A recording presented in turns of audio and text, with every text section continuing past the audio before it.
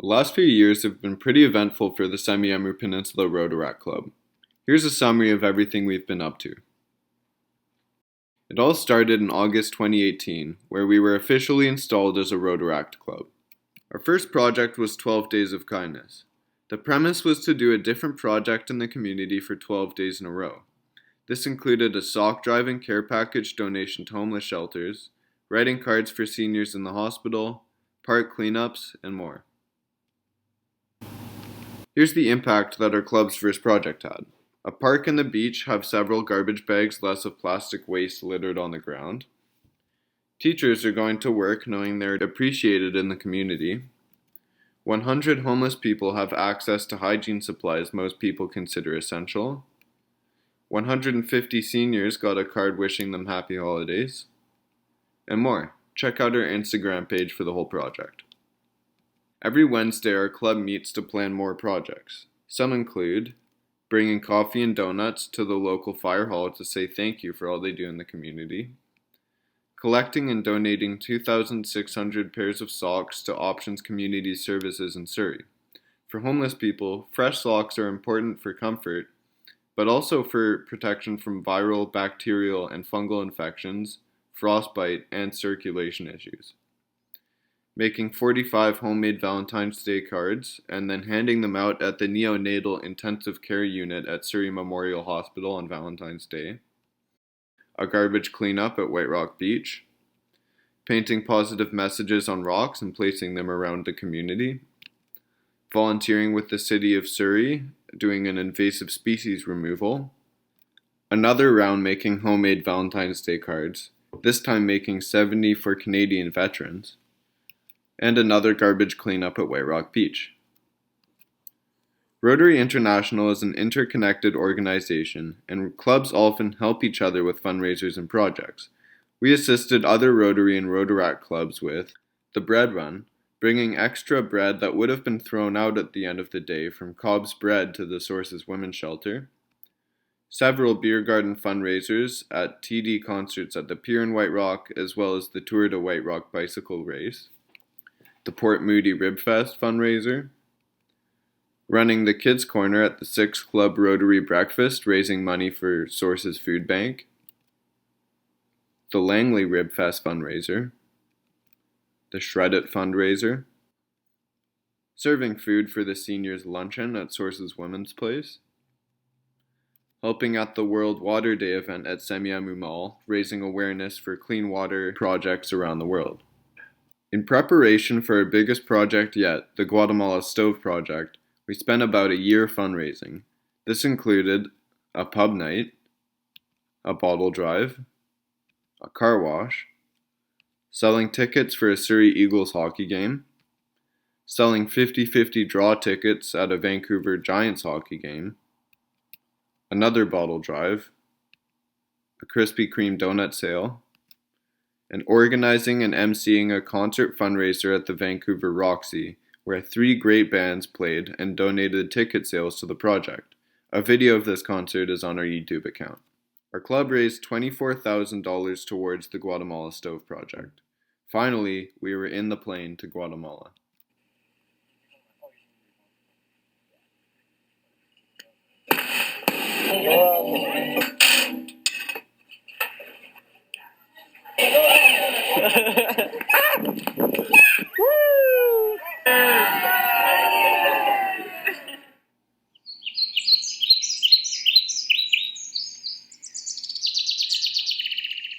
In the rural Guatemalan village that we visited, it was typical for families to cook food indoors over an open fire. 5 Rotaract clubs teamed up to install 89 ventilated stoves for these families.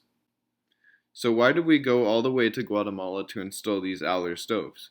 Firstly, for health. The families have been using open indoor fires with no ventilation, which can cause various illnesses. Secondly, safety is worth noting. Having constant fires in a condensed wood structure presents a major fire hazard.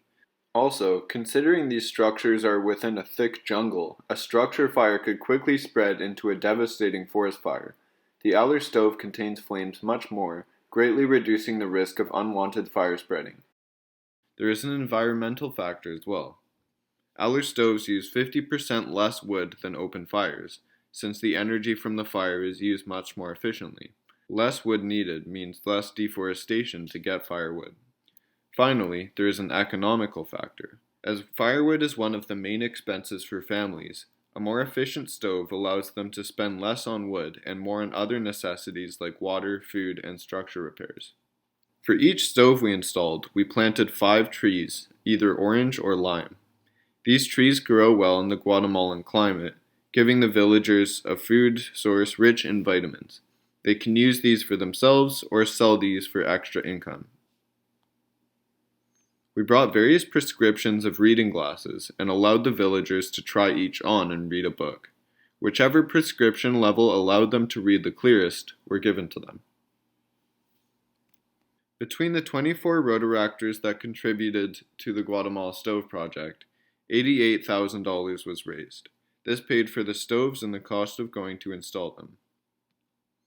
89 ventilated wood stoves were installed in these rural Guatemalan villages. These families were previously using indoor open fires to cook, which caused them many problems. With these stoves, 89 families are safe from the devastating consequences of constant smoke inhalation and structure fires. One of the main expenses for these villagers in poverty was firewood. More efficient stoves allows them to spend more on food, water, clothes, and structure repairs.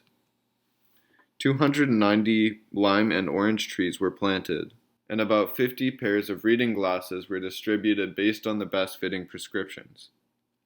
Also, 10 soccer balls were donated. Soccer is a common hobby in this village.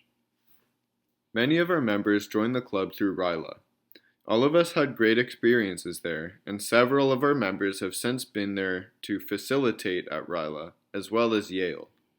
RILA and Yale are leadership camps, where participants have a great time while also learning important skills in project planning, organization, and leadership. Each group of around 4 participants have a facilitator throughout the camp who organizes and coordinates the activities. To fundraise for our next project, we organized and emceed another fundraiser concert at the Roxy, this time with 4 amazing bands. It was a huge success, raising $1,500 in just one night. All of these proceeds went toward 12 Days of Kindness number 2. For the video of this fundraiser, check out our YouTube account.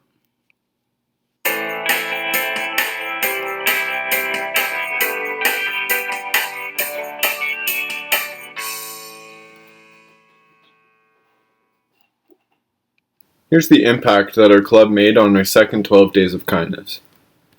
Firefighters, paramedics, and teachers are going to work knowing they're appreciated in the community. 1,575 homeless people have a fresh pair of socks. 176 kilograms of cat litter material donated to the BC SPCA. For one cat, this would be enough for over 2 years. 150 homeless people have access to hygiene supplies most people consider essential. 150 seniors got a card wishing them happy holidays. And more. Check out the full video for the rest. Our club has had a focus on environmental biodiversity this year. Biodiversity is an important part of a healthy ecosystem, so our club has done a few things to help this area. Our club helped release 7,000 Chinook salmon fry and plant 5 trees at Quibble Creek. A major problem is that invasive species such as Himalayan blackberry and morning glory grow over native species such as ferns and cedar trees. This reduces a healthy biodiverse forest into one big patch of Himalayan blackberry. A way to preserve our great biodiversity is by removing the invasive species. While we were at it, we picked up garbage along the way. Another important part of biodiversity is planting native species after invasives are removed. Ryan helped the city of Surrey plant 64 trees in Ocean Park. We did another invasive species removal at Centennial Park too. We encourage everyone to contact the city of Surrey about environmental volunteering. In March, our province went into lockdown in the first wave of COVID-19. As many people flooded the stores to get stocked up on canned goods and toilet paper, essential items began to completely sell out. The highest risk populations for COVID-19 are seniors and people who are immunocompromised, such as people with pre-existing illnesses. These people felt unsafe to shop in a highly crowded store, but were starting to run out of food and supplies. There were already some grocery delivery companies, but they were completely overrun with customers and unable to keep up with the demand for grocery delivery. Our club then started the Senior Grocery Delivery. After spreading the word, seniors would call us and tell us a big list of what they needed for their 2-week shop. Our members then did the shops, sometimes going to several stores to find essential items such as toilet paper. For one of the trips, the toilet paper was sold out of all of the local stores. In this case, I took some from my house since we had extra at the time. We then drove the groceries to the seniors and dropped them off with minimal contact, and they reimbursed us for the groceries with no extra fee. We continued doing the grocery delivery for about 4 months until people we were helping were able to solidify other options for grocery delivery. We have now done over 75 grocery deliveries, each with about a 2-week supply of groceries. For our next project, our club partnered with the Royal Canadian Legion Branch 8 for their Chosen Soldier program, where care packages are sent to Canadian soldiers who will be actively serving during the holidays. Our club wrote 100 holiday cards that will be included in each care package that the Legion sent. This was our way of thanking them for their service and helping make the time of year a little bit easier for those who were not able to be home for the holidays.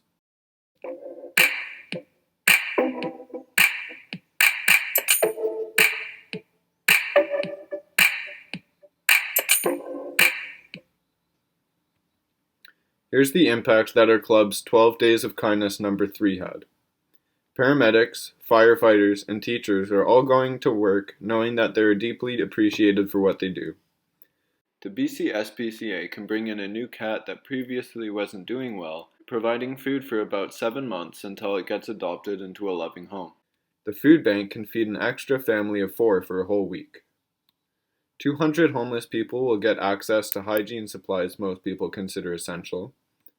162 long-term residents in Peace Arch Hospital who can't currently have visitors will get a card wishing them the best for the holiday season. 1,109 homeless people will be able to put on a fresh pair of socks. And more. Check out the full video for the rest. I still remember our first meeting vividly, feeling skeptical that such a young group of people could have a positive impact on the world. Throughout the past 2 years, I've learned that not only is it possible to make a big change in the world, but that it can also be fun doing so. From rock concert fundraisers to eye-opening international projects, the process of helping others has been super enjoyable. By now I've spent hundreds of hours working with my Rotaract club, and I wouldn't trade that time for anything. When I see our motivated members planning projects at our weekly meetings, I'm further inspired to do the best work for the world that I can. So here's our overall impact from 2018 to 2020. 5,284 homeless people have a fresh pair of socks. 677 handwritten cards have been delivered to veterans, seniors, and those in the hospital. 450 homeless people got access to hygiene supplies that most people consider essential. 290 lime and orange trees have been planted in rural Guatemala, and about 50 pairs of reading glasses have been distributed based on the best-fitting prescriptions. 89 ventilated wood stoves installed in rural Guatemalan villages. These families were previously using indoor fires to cook, which caused them many problems. Over 75 grocery deliveries to seniors in the immunocompromised during COVID-19 lockdowns, reducing contact with the most vulnerable populations.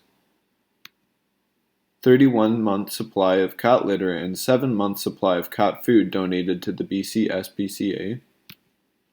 5 garbage cleanups, 3 invasive species removals, 2 tree planting sessions, and 1 salmon release, and much more. Our club is actively looking for more members. If you happen to be interested or know anyone who might be, please get in contact with us. Some benefits of being in a Rotaract club include: make a significant positive impact on your community and elsewhere, learn important planning skills to organize fundraisers and projects, gain meaningful connections with other leaders in your community, get access to opportunities through volunteering. Volunteering experience can be an important part in finding jobs and careers, and have fun while doing all of the above. Our club has been meeting every Wednesday from 7 to 9 for the past 2 years, where we plan fundraisers and projects. We welcome everyone to join a meeting as a guest to see what our club is all about. Even if you're not able to join the club, there's still many ways to support us, such as making donations towards projects and sharing what we do with others. Many projects done, many more to come. You can keep up with our club by following us on social media. We have Instagram, Facebook, YouTube, an email, and a website. Make sure to contact us if you're interested. Thank you for watching. If you want to support us, like, subscribe, and share. Thank you and have a great day.